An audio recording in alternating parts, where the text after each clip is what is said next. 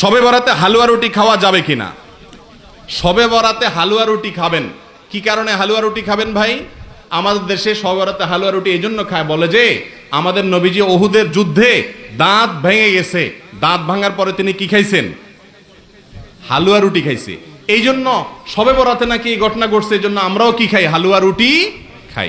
এখন আমার প্রশ্ন হলো, নবীজির দাঁত ভাঙছে ওহুদের ময়দানে, যদিও সেটা শাবান মাসে ভাঙে না, এটা ভুয়া কথা, তারপরও ধরলাম এই মাসে ভাঙছে, তো ওনার দাঁত ভাঙার পর উনি হালুয়া রুটি খাইছে। আপনি আস্তে আস্তে এরকম তাগড়া তাগড়া ভালো দাঁতে আপনি হালুয়া রুটি চাবাইতেছেন, এটা তো নবীজির সাথে তামাশা হলো। কি বলেন? একজন বাপ পা ভেঙে গেছে, বেচারা একটা লাঠিতে ভর করে খোলায় খোলায় হাঁটে, আপনার দুইটা একেবারে তাগড়া পাও, সুঠাম পাও, সুস্থ, আপনি একটা লাঠি নিয়ে কি করতেছেন? খোলায় খোলায় হাঁটতেছেন, ভালো পাও।